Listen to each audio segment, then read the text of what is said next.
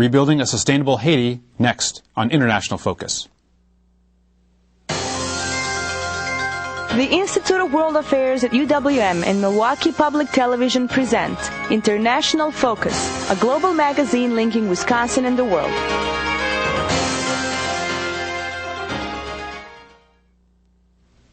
Welcome to International Focus. I'm Robert Sigliano, Director of the Institute of World Affairs at UWM. Despite the unimaginable scale of human suffering in Haiti today, some observers say the current crisis presents an opportunity to rebuild a more stable nation. After suffering through a seemingly endless series of natural and man-made disasters, has Haiti reached a turning point in its national history? And how has, and how should, the U.S. be involved in this new era? To help us explore the perils and possibilities facing the Haitian people today, we're joined by Dr. Emmanuel Jean Francois, Assistant Professor in the Department of Human Services and Educational Leadership, College of Education and Human Services at the University of Wisconsin, Oshkosh. A native of Haiti, his scholarly publications include more than 30 titles in English, French, and Haitian Creole. His work includes a focus on globalization and global education. Emmanuel, welcome to International Focus. Thank you for having me. I wonder if you could start us off with just maybe a kind of a general sense of what is life like now. It's been a year on, more than a year since the images people saw of the earthquake and the aftermath. What is life like now for people in Haiti?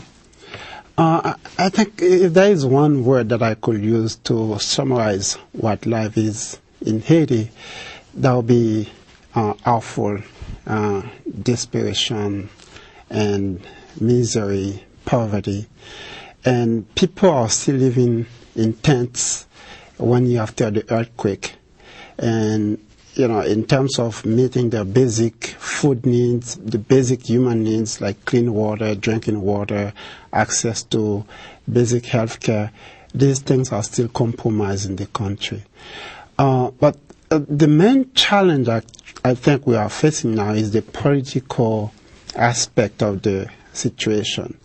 We were supposed to have a new president last February 7, 2011, based on our constitution.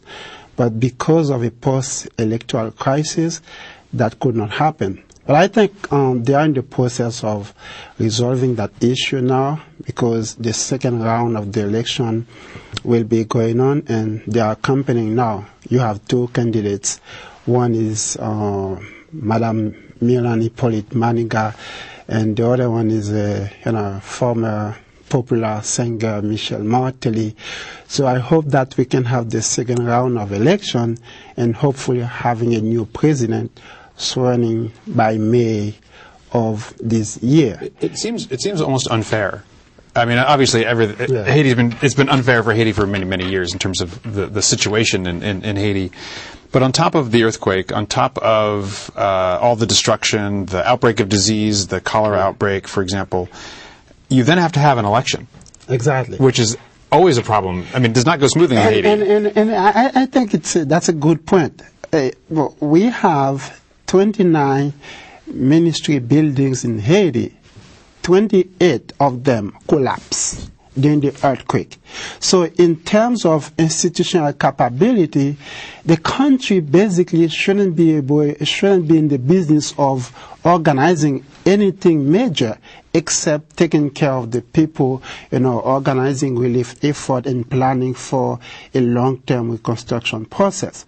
But beside the earthquake, we had to deal with hurricanes. I think we had 2 of them last year, and the cholera outbreak, and then elections. So it's we have everything at once. So it's a very challenging situation. And in addition to that, you have people coming from all over the place with different types of ideas. I would like to do this, that way. I would like to do that way, etc. So it's difficult to build a consensus to know exactly how best to address the situations and get help to people, because a lot of people, this is the situation that they are dealing with now.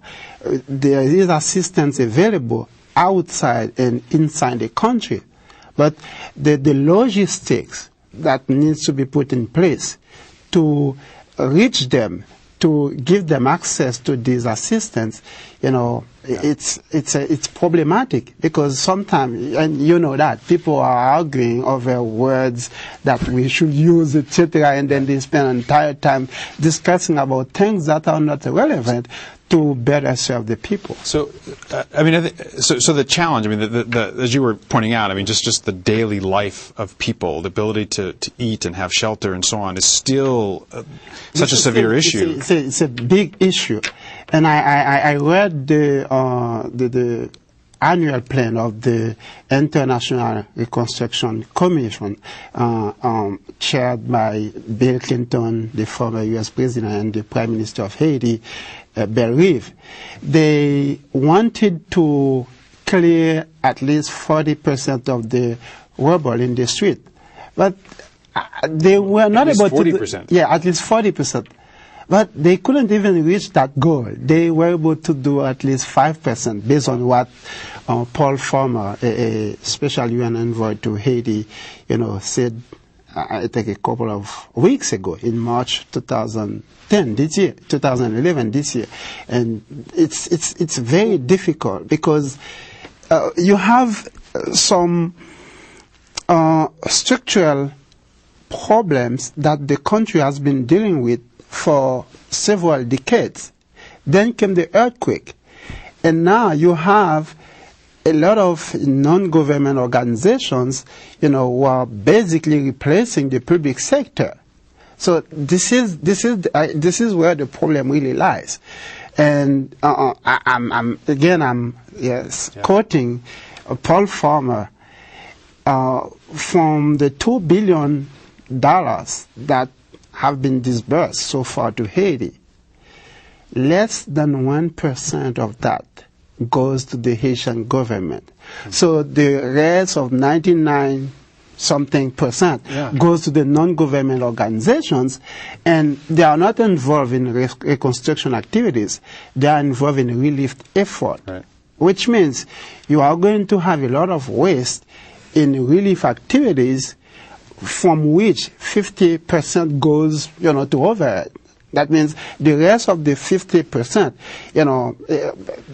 barely reaches, the recipient of that donation. And I imagine, though, without building the Haitian capacity, you're in a constant state of relief, right? That's a challenge. So it looks like the strategy is to weaken the public sector, weaken the state, and this is bad policy, because at the end of the day, the non-government organizations, they were supposed to be there for relief effort, and then leave, because at some point they will leave anyway. Right. But the country will remain, and the government will be there, and it was supposed to be able to deliver for its citizens. But by weakening the government, by weakening the public sector, it's like you're washing your hands and you put it in the dust again. So this is where the challenge is.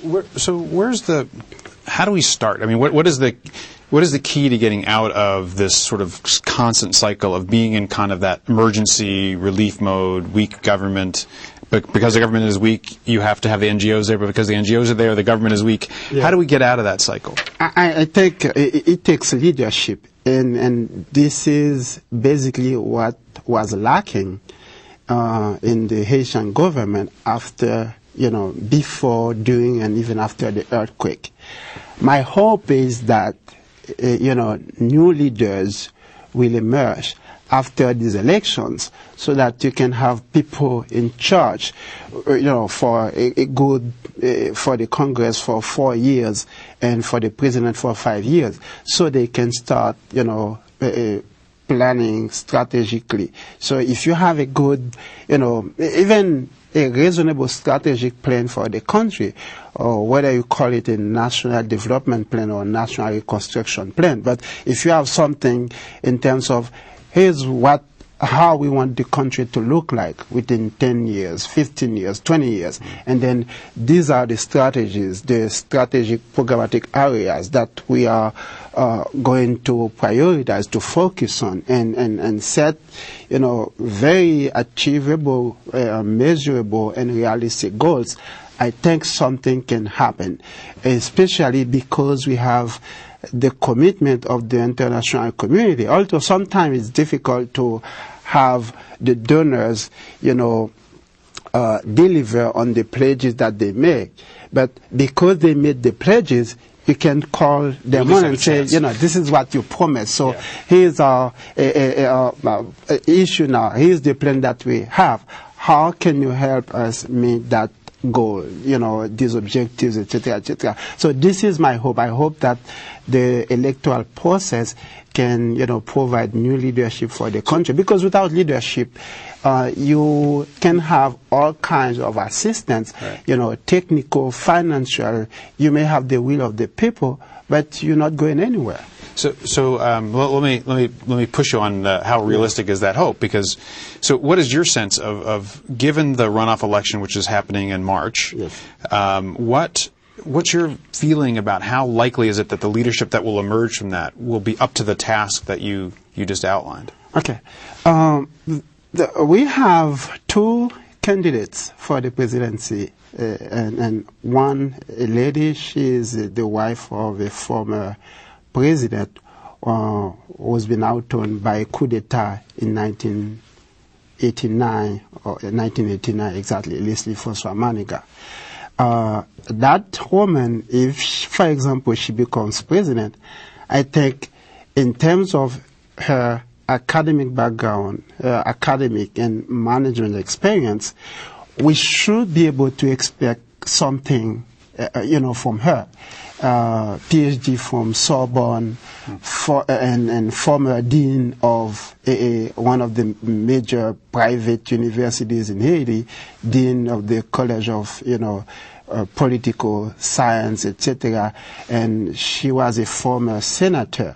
And, she is well versed in, public policy issues in Haiti. She has a lot of experience and she is knowledgeable. She should be able to deliver on something. But she is one option. We have another option, and the other candidate is a former popular singer. And the fact that he is a contender now to become president of Haiti is a testimony of the failure of the political class in Haiti, because he used to sing like joking as the president. But even in dream, I think, if he talks to you, he will tell you that even in dreams, he wouldn't, dream about becoming president of Haiti. But there we are, and we are in the situation where he can become the president. And I mean, he's Haitian, citizens, and there is nothing in the constitution that prevents him from becoming president. And it's like in any other country, you don't use any academic, administrative, managerial, political experience for people to put themselves in the arena to become to access the public office. As long as the age requirement, the citizenship requirement, the basic requirements, this is where we are. We're up against our break, Emmanuel. So, but I want to come back and back to this issue of leadership after our break. To our viewers, we'll be back in just a moment on International Focus.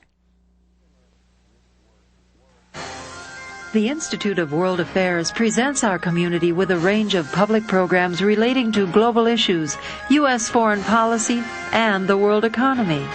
For more information about the Institute of World Affairs, call 414-229-3220 or visit our website at www.iwa.uwm.edu.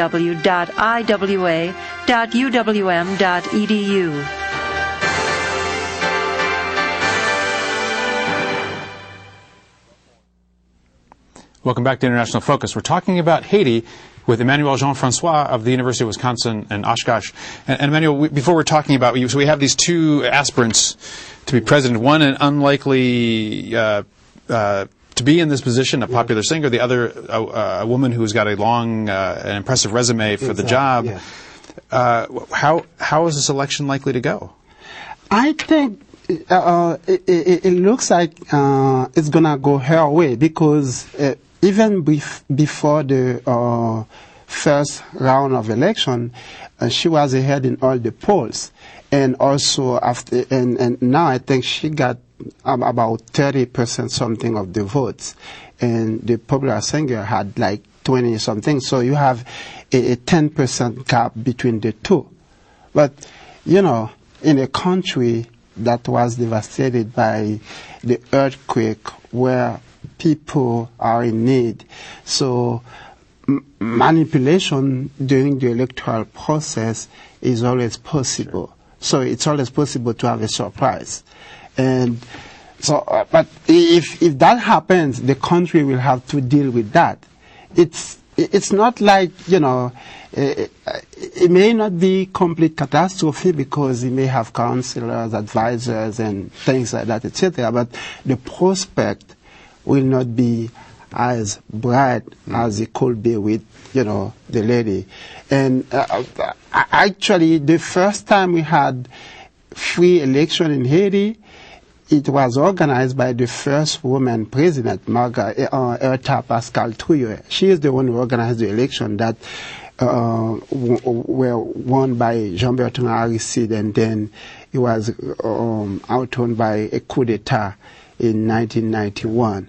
So, but for me, in terms of the ideology that Madame Maninga will bring on the table, I may not agree with her entirely on some of the policies that she may, you know, apply, or, you know, some of the decisions that she may be making in the country. But I think it's better to have someone that you can argue, that you can discuss with, and who can accept that you disagree with, as opposed to have someone, you know, who is completely incapable of, you know, doing things.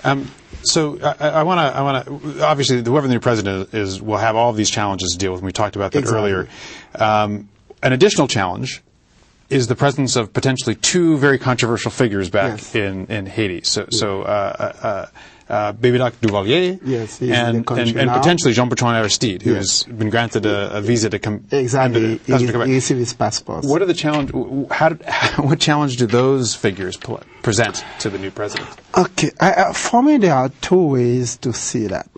The first one is that exile is prohibited in the Haitian constitution. So they have a right to come back. Yeah, so they have you know, legally they can come back to the country. And the other thing is, one needs to consider, is that there is a reason why they were not in the country. And it's because they were involved in political persecutions, political oppression, corruption, and abuse of power, etc., and violation of human rights. And both Duvalier and Aristide, actually, they were pursuing similar policies, although in different contexts. Mm-hmm. So this is one aspect. So there may be people in the country who still have resentment and griefs about both of them. Mm. But my sense, before the earthquake, if I heard that they were to go back to the country, I would have said let them go, so that they can go to trial, and if they have to go to prison, etc., etc. But, you know, after the earthquake, I'm one of the, you know, person who think that as long as they acknowledge that they have done wrong, that they have harmed the country, and they ask for forgiveness, they should be forgiven. Mm. Because the entire political class in Haiti is guilty of the situation of corruption, of the financial hardship that the majority of the people are experiencing now. So if you're talking about trial, going to jail, etc., all these folks who are out there making decisions, organizing, political activities, etc., they are not, they are not cleaner than Jean-Bertrand Aristide or Jean-Claude Duvalier. But I do think, however, that the money that they stole, from the country should be restituted to the Haitian people, whether you're talking about Jean-Claude Duvalier or Jean-Bertrand Aristide, because both of them were involved in corruption. And actually, two of the big lieutenants of Jean-Bertrand Aristide, I think they are in prison. They are in jail now, in federal prison in the U.S. because of their involvement in drug trafficking, in, money laundering, and through the telecommunication company, etc. So, this is my take. But another aspect of that is the stability of the country. I don't believe that their presence will contribute to that. I think their presence will contribute to some type of instability. Right. The fact that they are there. So maybe they may have reasons why they want to go back to the country now. And they have that right. But in terms of the wisdom of going back to the country at this challenging time, I don't applaud it. Right, maybe difficult. Another challenge to overcome. I want to come back to the question of how the international community then could say work with the new Haitian president in rebuilding the country, and to talk some about the U.S. role. I want to read a short excerpt from an op-ed piece that Jean-Bertrand Aristide published in The Guardian. Okay. And on the development process, he said, "What we have learned in one long year of mourning after Haiti's earthquake is that an exogenous plan of reconstruction, one that is profit-driven, exclusionary, conceived of and implemented by non-Haitians, cannot reconstruct Haiti." So what does that say to you, and especially in light of what role the United States should play?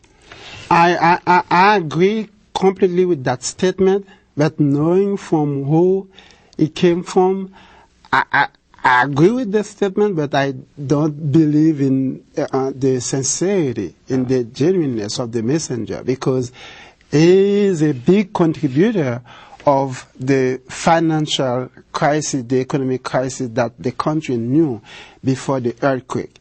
And Bill Clinton apologized to the American people last March this year, and he was testifying before the Foreign Relations Committee presided by John Kerry, and he said literally that when he helped Aristide go back to the country in 1994, he forced Aristide to implement some economic policies, and particularly cutting the tariff for importing rice to the country. He said, and I'm quoting Bill Clinton, that helped my fellow Arkansan farmers, but that destroyed the agricultural sector in Haiti, that contributed to the destruction of the Haitian economy. And he said, he added, and there is no one else to blame for that, and I have to accept responsibility for that. And who was the instrument of that disastrous financial policy? Jean-Bertrand Aristide. So therefore, he had, several times he had the opportunity to negotiate with the international community to have something that is in the benefits of the country, but he didn't do it. So I agree with that statement, but I don't believe that he is saying that sincerely. I don't believe in his sincerity, because he is always trying to get things both ways. We've just got a couple minutes left, and I want to ask you personally, what makes you most hopeful about the coming years in Haiti? Okay, there are a couple of things that make me hopeful about Haiti. The first one is the resilience of the Haitian people. They have faith in something. They have faith in a better day ahead. And although they are suffering, but they still believe that things can get better. The second thing is the fact that more than 50% of Haitians are under 30. So and actually 70%. Wow. 70% of the Haitian population is under 30. I don't think there is any.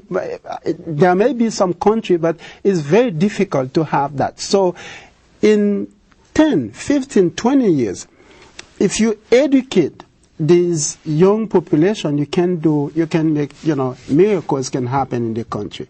And the third thing is, for the first time, I see a larger commitment of the international community to turn things around in Haiti.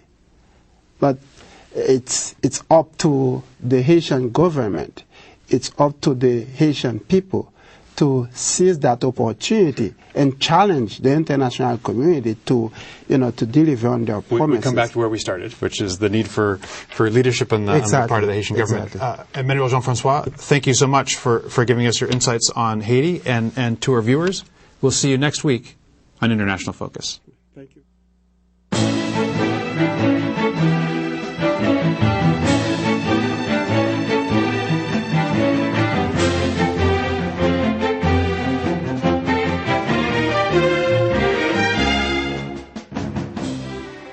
For information about the Institute of World Affairs and its many programs, or to become a member of the Institute, call 414-229-3220 or visit us at our website,